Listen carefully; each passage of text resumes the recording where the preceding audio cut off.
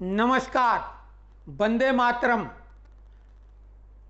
कांग्रेस का असली चेहरा अब पूरी तरह से सामने आ गया है। जो काम वो पहले बंद कमरों में अपने प्रिय मुस्लिम वोटरों के साथ किया करते थे, कहते थे, अब वो सार्वजनिक रूप से कह रहे हैं। कांग्रेस हमेशा ये कहती रही है कि वो मुस्लिमों की पार्टी है, लेकिन अब तो उन्होंने ये करके दिखा भी दिया है। हालांकि पहले भी उन्होंने जो भी कुछ किया विशेष, वो केवल मुस्लिमों की तुष्टीकरण के लिए ही किया। हिंदुओं के दुश्मन के रूप में आज़ादी के तथाकथित आज़ादी के बाद कांग्रेस ने जो भी कानून बनाए वो मुस्लिमों के हित के लिए या हिंदुओं के विरोध में, उनके अधिकार कट करने में। अब जो पूरी दुनिया, मतलब शब्द नहीं लोगों के पास रहे, इजराइल में जिस तरह का हमास ने बर्बरतापूर्ण आक्रमण किया, पैशाचिक हैवानियत भरा आक्रमण कर दिया अचानक, और बच्चे बच्चियों, लड़कियों, औरतों के साथ जो बर्बर और पैशाचिक कृत्य किया, पूरी दुनिया उसको धिक्कार रही है। इजराइल ने कहा कि एआई में भी तो इससे ज़्यादा मानवीयता है, यानी मशीनें भी इतनी क्रूर नहीं होती हैं। और ऐसे आतंकवादी संगठन और उनके ऐसे विभत्स कुकृत्य को भी कांग्रेस नजरअंदाज करके उनके समर्थन में दाएं बाएं नहीं, खुलेआम प्रेस कॉन्फ्रेंस करके खड़ी है मजबूती से। ये उन्होंने CWC कांग्रेस वर्किंग कमेटी में सर्वसम्मत निर्णय लेके घोषणा कर दी। AMU अलीगढ़ मुस्लिम यूनिवर्सिटी के छात्रों, उनका तो ये काम है ही, जितनी ये अल्पसंख्यक संस्थाएं हैं उनमें सब में तो वो खुलेआम करते ही रहे। अब इस बात को समझना किसको है, ये बात हम लगातार कहते आ रहे हैं, जबकि इस पे चर्चा नहीं शुरू हुई थी। हमने कहा जब से INDIA अलायंस बना है, यानी टुकड़े टुकड़े गैंग, राष्ट्र विरोधी गैंग, ये मोदी ने घमंडिया गैंग बोला, इन्होंने ये बनाया ही इसलिए है कि ताकि मुस्लिम वोटों का बंटवारा ना हो। मुस्लिम वोटों को वो अपनी बपौती समझते हैं, और भले इनके नाम हिंदूधारी हों और भले कोट के ऊपर जनेऊ पहन लें, लेकिन मौके पर तो ये उन्हीं का साथ देंगे।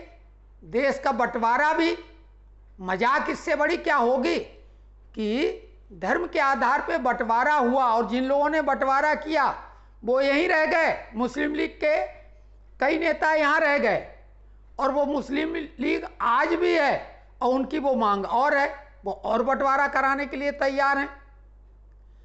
तो कुल मिला के कांग्रेस ने केवल भारत और पाकिस्तान के हिस्से ही नहीं बंटवाने चाहे थे, उन्होंने गजवाए हिंद को मूर्त रूप देने के लिए वो शर्त मानी थी कि भारत के 565 टुकड़े हो जाएं, ताकि टुकड़े टुकड़े में बटा भारत पाकिस्तान बहुत आसानी से हथिया लेगा।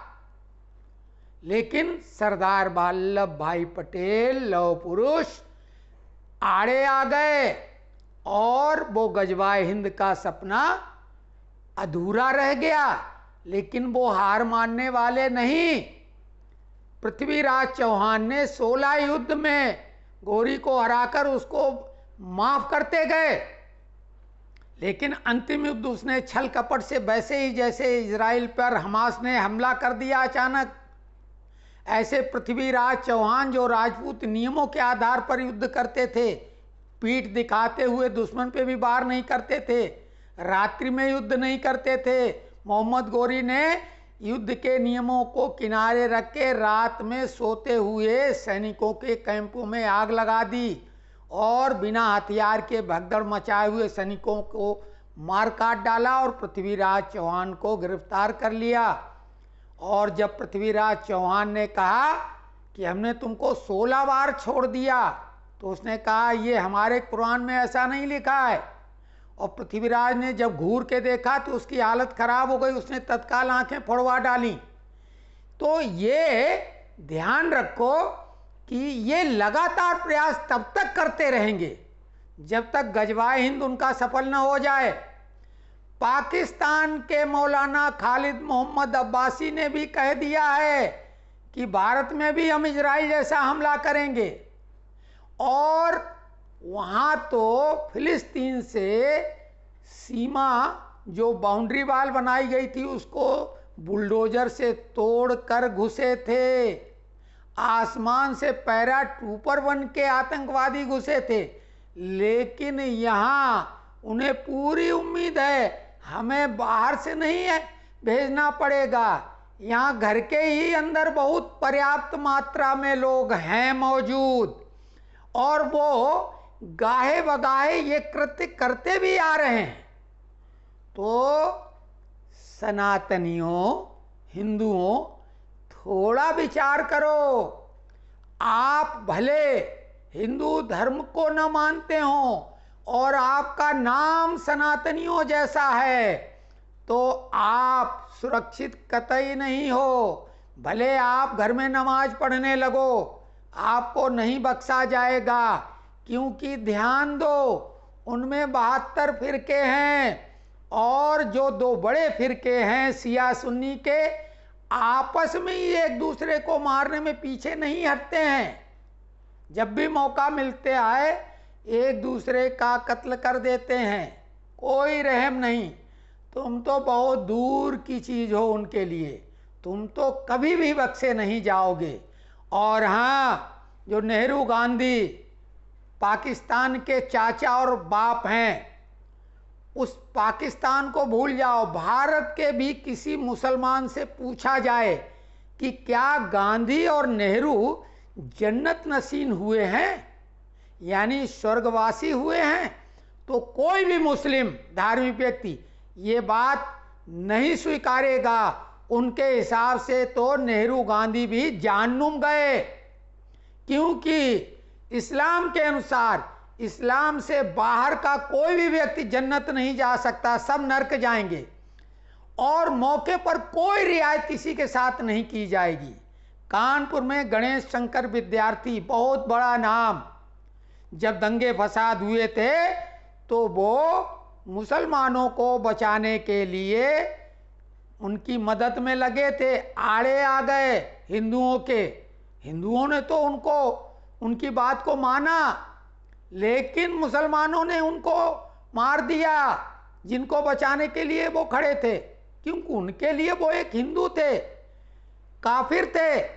तो ये ध्यान दो, ये चुनाव में ये वही अपना जातिवादी कार्ड चल रहे हैं और ये जानते हैं अच्छी तरह से कि हिंदुओं को तो हम कभी भी बरगला लेंगे, झूठे वादों से, प्रलोभन से, लालच से, और वो वोट हमें वैसे ही मिल जाएंगे। मोदी उनके लिए कुछ भी करेंगे, मोदी को वो वोट नहीं दे सकते। हालांकि ऐसा भी नहीं है, कुछ समीकरण बदल रहे हैं, लेकिन आप बदलते हुए समीकरणों पर ध्यान नहीं दो। आप तो पूरी तरह से एकजुट हो जाओ अपनी जान और माल और इज्जत आबरू की रक्षा के लिए, नहीं तो इजराइल जैसी घटना कोई मुहूर्त निकाल के नहीं होगी। आप चाहें देखें कि धार्मिक यात्राओं पर क्या कैसा कहर बरपा होता है। बंगाल में देख लो, हरियाणा नू जहाँ की भाजपा का शासन है, फिर भी उन्होंने धार्मिक यात्रा पर कहर बरपा कर दिया। और जहाँ गैर भाजपाई सरकारें हैं वहाँ उनके खिलाफ तो FIR भी दर्ज नहीं होनी। कहावत है कि सैया भय कोतवाल तो डर काहे का। कमलनाथ ने भी पिछली विधानसभा चुनाव में ये कहा था कि उनसे यानी हिंदुओं से तो बाद में निपट लेंगे, अभी तुम लोग एकजुट होके हमें वोट दो, मुसलमानों को बोला था और हिंदुओं से निपट लेने की बात कही थी। अभी वो सनातनी चोला ओढ़े हुए हैं, बजरंगबली के भक्त बने हुए हैं कालनेमी की तरह। लेकिन ये जो कांग्रेसी लोग सनातनी बात करें, हिंदुओं की बात करें, तो ध्यान कर लो ये कालनेमी हैं। जो काम पाकिस्तान, लेबनान, ईरान, सीरिया कर रहा है, आतंकी देश, वो काम कांग्रेस कर रहा है और भारत इजराइल के सपोर्ट में है, लेकिन ये आतंकवादियों का खुला सपोर्ट कर रहे हैं। इससे शर्मनाक और खतरनाक बात और क्या हो सकती है।